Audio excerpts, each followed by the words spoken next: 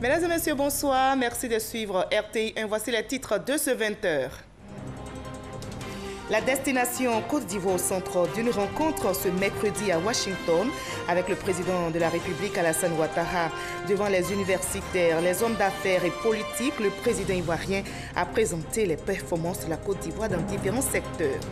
Les ambassadeurs d'Allemagne et d'Iran ont été reçus hier par le vice-président Daniel Kablan-Duncan. Avec le diplomate allemand, il a évoqué le prochain sommet UE-Union africaine. L'ambassadeur iranien et le vice-président ivoirien ont parlé de coopération.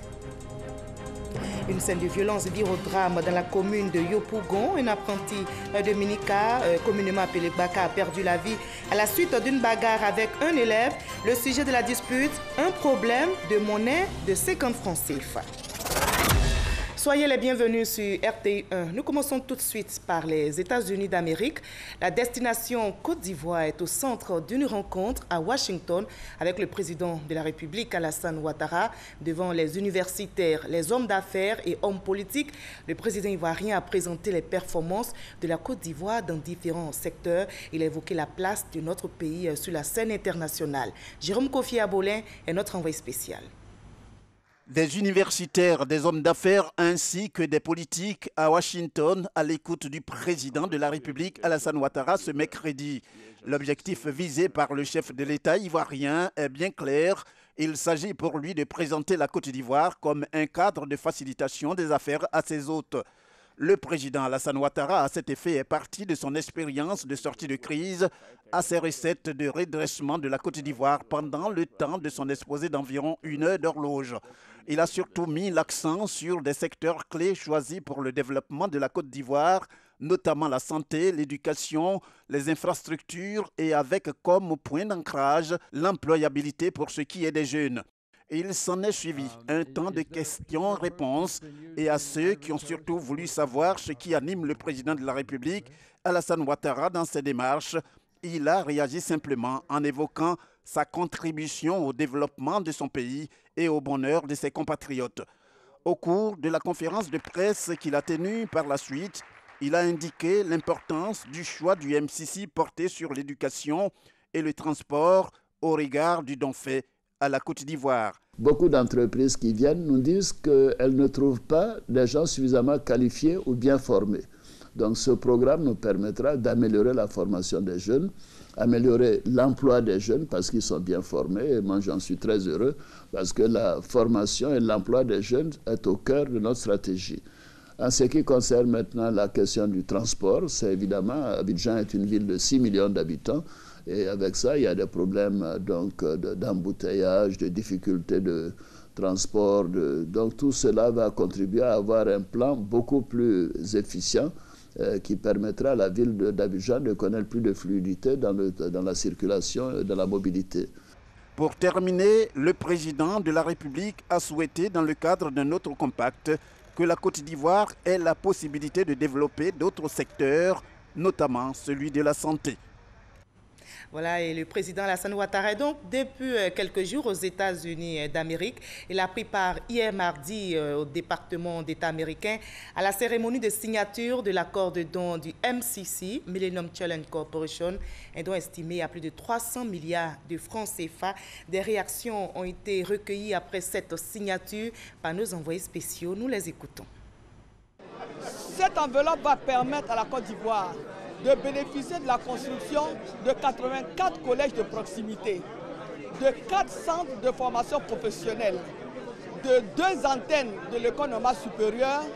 En clair, les États-Unis veulent aider la Côte d'Ivoire dans la formation des compétences, dans la formation des ressources humaines, pour que ces ressources humaines-là puissent contribuer efficacement à l'émergence de la Côte d'Ivoire. 2 tiers des sommes qui viennent d'être données à la Côte d'Ivoire vont dans le secteur du transport, principalement pour financer donc, les questions de mobilité, de transport de personnes et de marchandises, financer des infrastructures, notamment dans l'espace portuaire, décongestionner le port d'Abidjan, qui est une porte d'entrée importante pour l'ensemble de la région. Mais également, ce sont des ressources qui sont mises à la disposition de la Côte d'Ivoire du fait de l'importance de la Côte d'Ivoire dans le processus d'intégration régionale, donc en Afrique de l'Ouest. Le secteur privé, nous sommes tous contents de cet accord qui a été signé, parce que d'une part, ça permet de prouver que notre pays est bien gouverné. Vous savez que pour être éligible au MCC, il y a un certain nombre d'indicateurs. Et ces indicateurs ont été atteints, je pense que c'est quelque chose de bon. Et ensuite, sur la nature même du programme qui sera mis en place au niveau du transport et au niveau de la formation professionnelle, on pourra avoir au niveau de la formation une adéquation entre les contenus de programme et les besoins des entreprises. Au niveau des transports, ça permettra de résoudre les coûts de transactions. Je pense que c'est quelque chose pour lequel nous sommes tout à fait heureux. Et comme on le voit donc, la Côte d'Ivoire fait désormais partie des partenaires du programme américain Millennium Challenge Corporation. Au-delà de l'aide financière américaine, c'est tout un système de gouvernance qu'approuvent les États-Unis. Le MCC s'appuie sur 3 valeurs que sont la gouvernance, l'environnement des affaires et le social. Retour sur les fondements de ce programme et le parcours de la Côte d'Ivoire pour décrocher ce partenariat avec Adama Koni.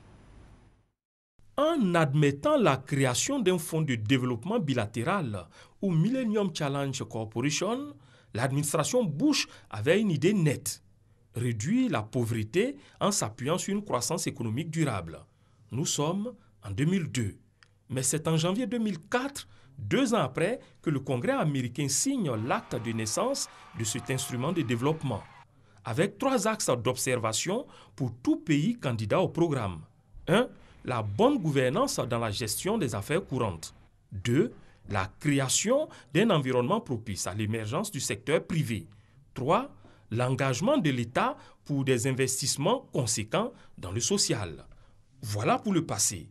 L'actualité, c'est que la Côte d'Ivoire fait son entrée dans le programme MCC. Et ce résultat, le pays le doit aux performances réalisées.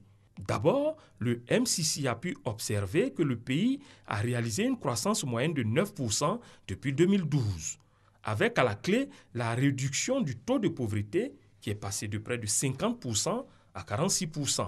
Sur l'indicateur de gouvernance, le positionnement de la Côte d'Ivoire au dernier classement de l'indice Mo Ibrahim joue en sa faveur.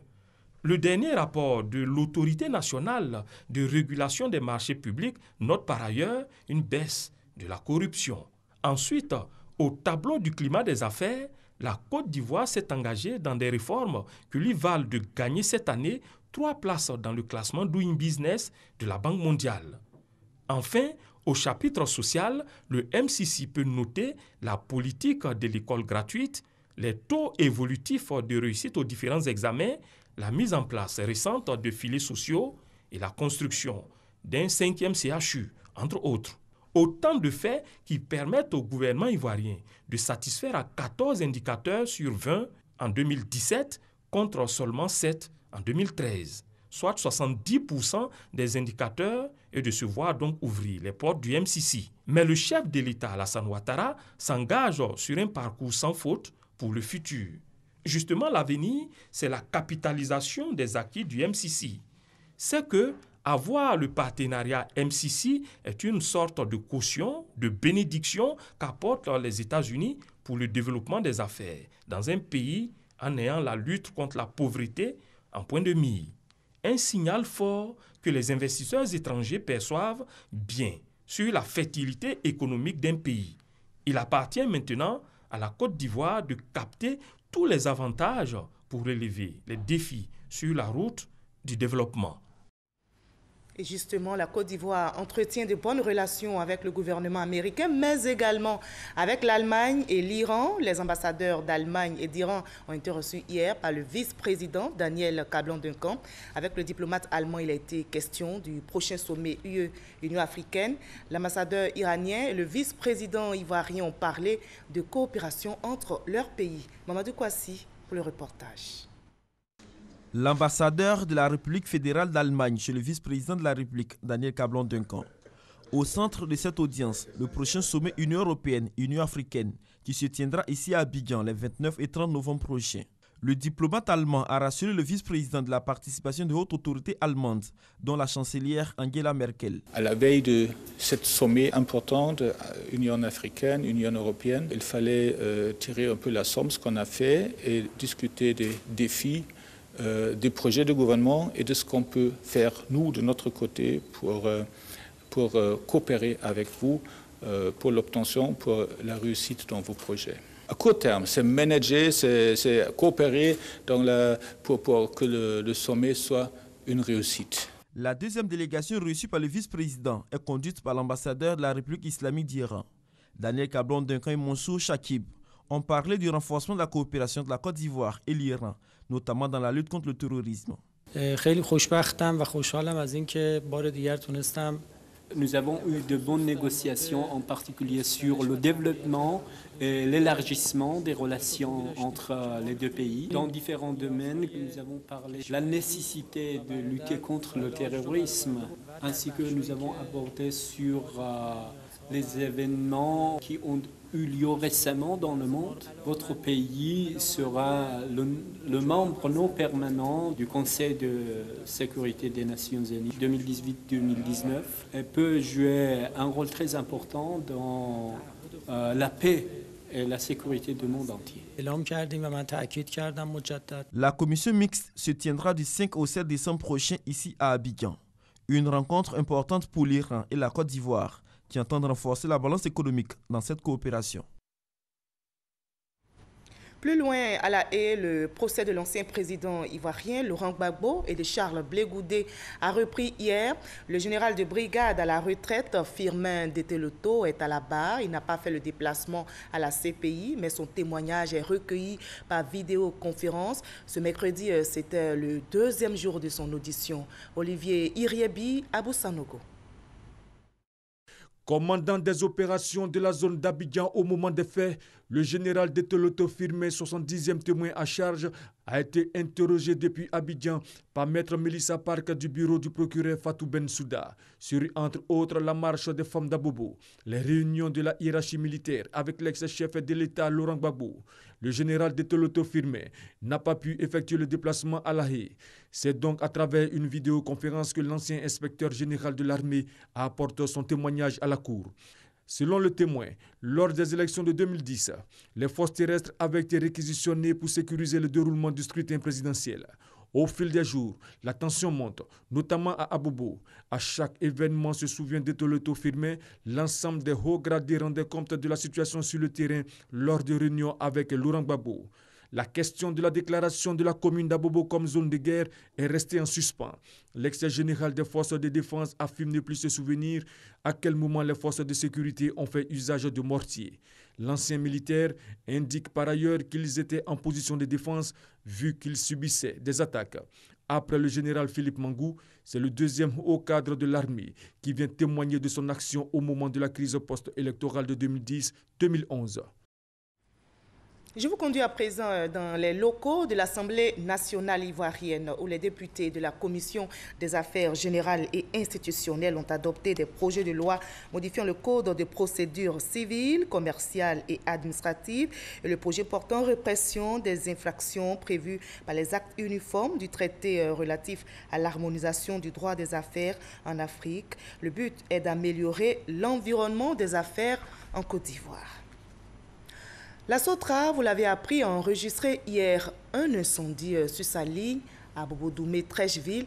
Un bateau de 96 places a pris feu, aucune perte en vie humaine, heureusement. Mais qu'est-ce qui a causé l'incendie? La Sotra donne ici des explications au micro de Davis Soyo et Franck Quadio.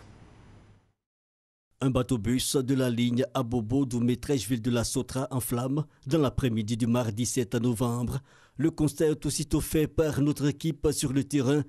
Et 24 heures après, une rencontre avec les responsables de la Sotra. L'incident est, selon eux, dû à une panne technique.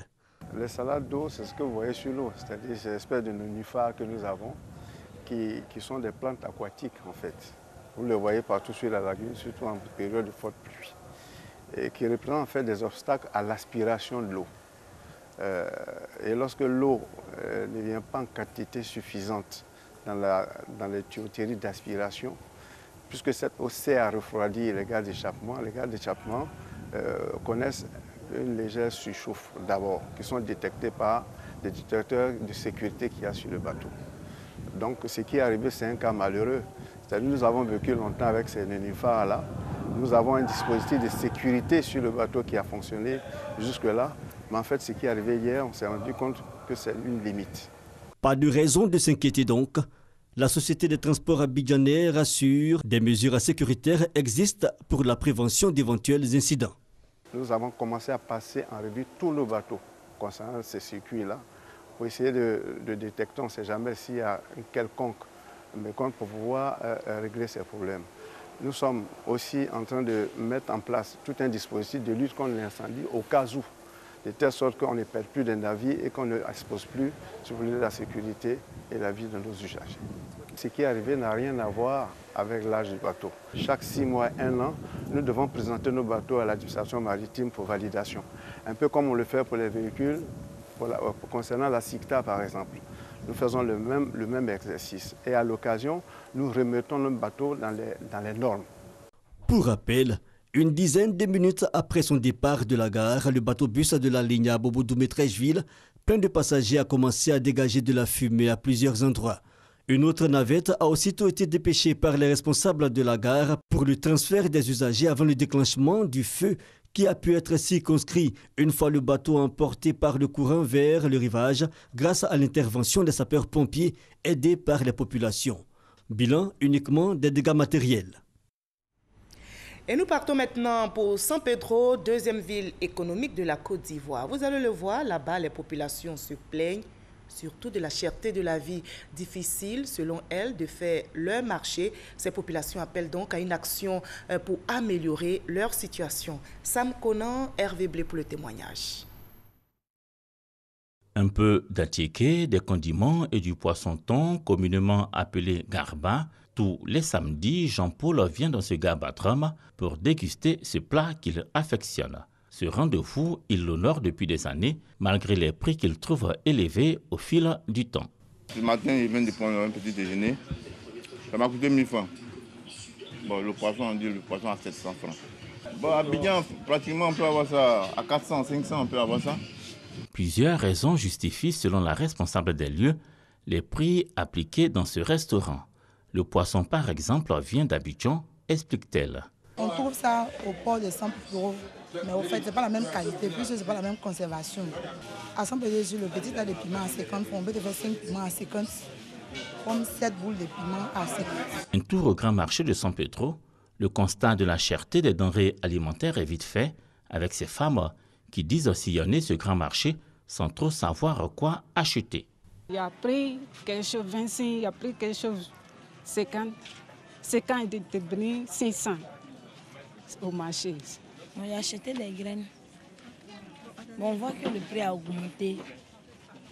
Avant, la boîte était à 200, 250. Maintenant, c'est 350, 400. Maintenant, tu n'as pas 2000, tu ne peux pas faire le marché. Pour les commerçants, la cherté de la vie est relative. Tout n'est pas forcément cher sur le marché. Moi, ma banane est à Gigolo. Le sac, on me donne à 15 000. Le gros sac. Et je détaille, je place 200, 300, 500. Avant, on plaçait la banane à 1000 francs, les gens payent. Aujourd'hui, on place 500, c'est pas là, on ne peut pas payer. Les clients, eux, sont formels. Le marché est bien cher. En tout cas, le marché est très cher. Quand tu viens aujourd'hui, il y a un prix. Quand tu viens demain, il y a un autre prix. Donc, les gens se disent que c'est la route, comment on appelle, les dédouanements et tout ça. La cherté des denrées alimentaires, cet homme s'en est vite rendu compte. Il se fait désormais l'avocat des femmes. Souvent, quand on donne au moins peut-être 3 000 francs, madame, on dit que vraiment c'est trop. Alors que vraiment le marché est beaucoup cher. À San Pedro, deuxième ville économique de la Côte d'Ivoire avec un port et plusieurs usines, en ce qui concerne la vie chère, clients et vendeurs ne partagent pas le même point de vue. Si les premiers soutiennent mordicus que les commerçants leur mènent la vie dure avec des prix toujours à la hausse, ces derniers s'en défendent. Et dans le domaine de l'enseignement technique et professionnel, des experts africains partagent leur expérience. Ils sont en réunion à Abidjan. Leur objectif est mutualiser leurs expériences en vue de mieux former les jeunes et leur garantir un emploi. Explication détaillée avec Issa Tchonayeo. Les pays africains sont conscients que la formation technique et professionnelle doit se faire en adéquation avec l'emploi.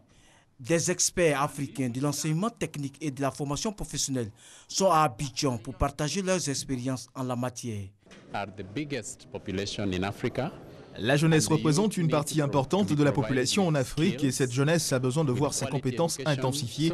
Elle a également besoin d'une formation de qualité, ce qui lui sera bénéfique. Elle pourra ainsi répondre favorablement aux attentes des employeurs. Aussi, les discussions portant sur la formation des jeunes sont très importantes parce qu'elles contribueront à répondre aux attentes des jeunes en termes de formation qualifiante. Pour la Côte d'Ivoire, cela est véritablement important. Le pays est en marche. Les discussions qui ont eu lieu ce jour sur la formation qualifiante appuieront les stratégies de formation des jeunes sur l'ensemble du continent africain. En Côte d'Ivoire, pour résoudre la question de l'inadéquation formation-emploi, un plan de réforme 2016-2020 de l'enseignement technique et de la formation professionnelle existe. Une expérience partagée par le secrétaire d'État chargé de l'enseignement technique et de la formation professionnelle auprès des experts. L'amélioration d'abord des offres de formation, le renforcement des capacités des formateurs, l'implication plus accrue du secteur privé dans la mise en œuvre de notre dispositif de réforme de formation. Et tout cela vise une seule chose, aider au renforcement des compétences de nos jeunes, aider à l'amélioration de leur employabilité. Au total, 18 pays africains prennent part à cette rencontre sur la qualité de l'enseignement technique et de la formation professionnelle en Afrique, à Abidjan. Notez également que dans quelques mois, ici à Abidjan, sortira de terre une tour dénommée Tour Café. C'est une initiative de l'Organisation interafricaine de café qui a récemment signé un accord portant sur le financement de la construction de cette tour. Cheikh Koné nous en dit plus. Cette chaude poignée de main, depuis le 13e étage de la tour E à Abidjan Plateau, marque la fin d'un rêve et le début d'une réalité. Il s'agit de la construction d'une tour dénommée Tour Café, d'un coût de 35 milliards de francs CFA. La pose de la première pierre de cet encrin architectural est prévue pour le 4 décembre prochain. Toute organisation digne de ce nom doit pouvoir avoir sa propre maison. Et depuis des années, l'organisation a fonctionné sans un siège digne de ce nom. Et la signature de cet après-midi constitue effectivement le début de la transformation de l'Organisation interafricaine du café. Cette tour sera bâtie sur un terrain urbain de 6 000 m², gracieusement offert par l'État de Côte d'Ivoire à l'organisation. Durée des travaux, 24 mois. L'édifice qui sortira de terre dans la commune de Cocody-Riviera sera un complexe de 2 immeubles connexes respectivement de 15 et 20 niveaux. Un projet qui est très ambitieux, on a vu les premiers montages architecturaux et c'est particulièrement bien défini, bien dessiné, avec une ambition mixte, à la fois de bureaux mais aussi d'espace commercial, de salles de conférence, d'hôtels. À travers la construction de cet édifice, l'OIAC, forte de 25 pays membres, entend réorganiser la filière afin de booster le volume des exportations mondiales du café à 50% à l'horizon 2020. Et nous allons faire maintenant un tour dans la commune de Yopougon. Une scène de violence a tourné au drame ce matin.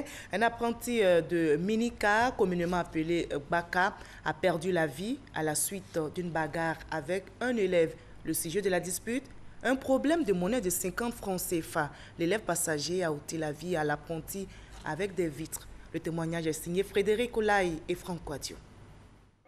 Ligne Palais de Justice, Béago, dans la commune de Yopougon. Des transporteurs en colère, l'un des leurs, apprenti de minicar appelé Baka, a eu la gorge tranchée par un élève. Plusieurs versions à l'origine du drame, mais une récurrente, celle d'une bagarre autour d'une pièce de monnaie de 50 francs CFA. C'est nous à la gare de Béago ici, nous on roule les Baka, on a problème de 50 chaque fois.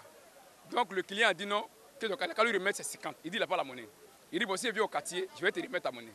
C'est tout, hein, c'est 50 francs. Il allait faire par là par la gare pour des 50 francs. Tout le monde a donné raison. Il reste tranquille, il va donner des 50. Il dit bon, il lui va piquer quelqu'un à la gare ici. La scène s'est déroulée un peu plus loin, à ce carrefour, celui du terminus Béago. L'apprenti même qui est mort là, il a garé le Baka, il dit madame venez monter. J'ai dit il n'y a pas, dedans même est serré. Non, j'ai dit je ne monte pas. Ma fille qui est enceinte a dit maman on a arrêté, on a monté, il dit il ne monte pas. Baka a demandé un monsieur qui a arrêté le Baka. Donc quand le monsieur a arrêté, le chauffeur a garé, je vois un jeune qui a arrêté là. Ça n'a même pas fait 2 minutes même. Il a pris sa tête, la coin, vite, j'attends, boum. J'étais paniqué jusqu'à peine je tremble. L'élève âgé de 17 ans, en classe de seconde, l'acte commis a pris la fuite. Puis rattrapé par les populations, il a été battu. Grièvement blessé, nous l'avons retrouvé en salle d'urgence au CHU de Yopougon. Il a pu donner les raisons de son acte. J'ai emprunté un taxi pour aller à l'école. J'ai donné 200 francs au taximètre, sachant que le transport coûte 100 francs. Il me dit non, que les 150 le transport. Mais il dit comme moi, je ne sais pas, moi il a l'habitude d'emprunter à 100 francs, donc donne-moi les 100 francs. Il me dit non, allons à la gare. Arrivé à la gare, tous ses amis, ses collègues sont pour lui. Ils sont contre moi. Pourquoi moi j'ai dit c'est 150? Le comptable me taffé, me bagarrer, puisqu'ils m'ont mis en bas d'une voiture. Ils m'ont mis en bas d'une voiture, j'ai vu que mon cahier était gâté, mon cahier était froissé. Je suis allé à l'école. Vu que les cours sont déjà terminés, donc je suis revenu à la maison. Et le même jeune homme qui a pris cahier contre moi, il est vu en train de balancer. Donc quand il est vu en train de balancer, il a poussé automatiquement la vue de voiture. Et moi, il a couru. Après les soins, l'élève sera transféré à la direction de la police criminelle. Le Premier ministre Amadou Gon Coulibaly a eu des séances de travail aujourd'hui. Il a échangé notamment avec des responsables de l'entreprise technologique Siemens et la banque sénégalaise BRM. Cette banque compte s'installer ici en Côte d'Ivoire. Le reportage d'Alexis Ouedraogo. Un après-midi avec un agenda bien rempli pour le chef du gouvernement. 15h30, Amadou Gon Coulibaly reçoit en audience le patron de Walt Disney Company, Jean-François Camiri. À sa suite, c'est le groupe brésilien OAS qui a une séance de travail. Pour Elmat Varjao, PDG, l'entreprise est déterminée à trouver sa place sur le marché ivoirien. Nous souhaitons au début de l'année être en train de réaliser concrètement un projet et que ce sera le premier parmi d'autres projets.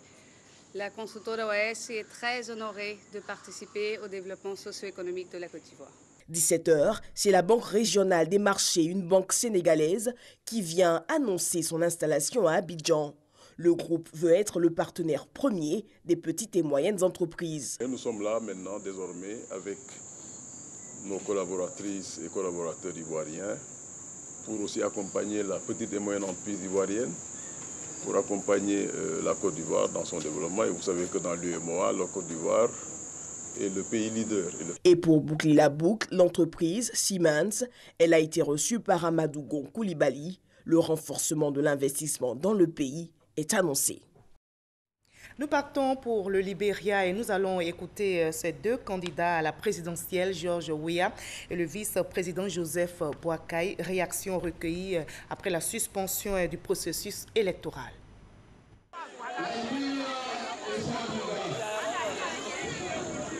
Le Libéria est ce que nous avons. Vous avez été paisible, merci beaucoup.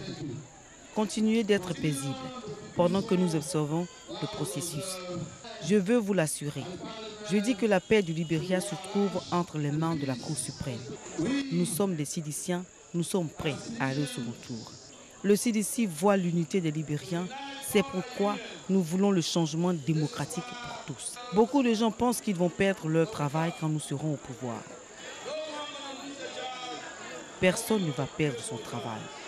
Rejoignez-nous pour la prospérité du Libéria. Rejoignez-nous pour l'unité du Libéria, pour le Libéria du peuple et le Libéria de tous, ensemble comme une seule personne. Dieu vous bénisse. Vu la façon dont la commission électorale fonctionne et ce qui a été observé au niveau des listes électorales, j'avais des doutes quant à la compétence de la commission pour organiser un scrutin qui soit libre et transparent. Le second tour est soumis à la condition que les irrégularités que nous avons observées soient prises en compte et corrigées. Si ça finit par arriver et que la commission est remaniée, alors à ce moment-là, nous pourrons aller au second tour. Propos recueillis pour vous par notre envoyé spécial au Libéria, Gabriel Zanin. On va terminer ce journal par le sport, parlant donc de l'éliminatoire mondial 2018. Pour la 6e et dernière journée, la Côte d'Ivoire affronte le Maroc ce samedi 11 novembre au stade Félix Houphouët-Boigny et les éléphants se préparent activement. Leur première séance d'entraînement a eu lieu hier. Anne-Marie Nguessan, Samuel Metch pour le reportage. Pour ce match de la dernière journée des éliminatoires du Mondial 2018 en Russie contre le Maroc, Marc Wilmot a tout son monde. Hormis Eric Bailly, suspendu, et Jean-Michel Seri blessé, tous les joueurs convoqués étaient à la séance d'entraînement au stade Félix Houphouët-Boigny. Les habitués, ceux qui font leur retour et celui qui est à sa première sélection, le jeune milieu défensif Digbo Habib Maïga, champion d'Afrique cadet en 2013, sociétaire de l'AS Saint-Étienne. Le travail se fait dans la sérénité avec à l'esprit cette finale à gagner samedi 11 novembre à domicile. Au niveau de l'ambiance, il n'y a pas de problème. Il y a toujours une bonne ambiance dans le groupe. Ça, il n'y a pas de souci à se faire à ce niveau. Maintenant, ce qui prévaut, c'est de mettre l'ambiance sur le terrain, de mettre l'animation qu'il faut sur le terrain pour gagner le match. Pour nous, le plus important, c'est de bien s'entraîner, bien se préparer. Pour Kalou, la pression est du côté du Maroc. On a toujours eu des qualifications difficiles. Ce n'est pas un fait nouveau. La pression, je pense que la pression, c'est du côté marocain. Parce que ça fait longtemps qu'ils n'ont pas participé à une Coupe du Monde. Nous, on a été aux 3 dernières Coupes du Monde. Et donc, on n'a pas à se mettre de pression. On sait que si on gagne samedi, on est qualifié pour la Coupe du Monde. Donc, la pression est du côté marocain. Et on va croiser les doigts pour cette victoire des éléphants fin de ce 20h, vous l'avez compris. Merci à vous de votre aimable attention.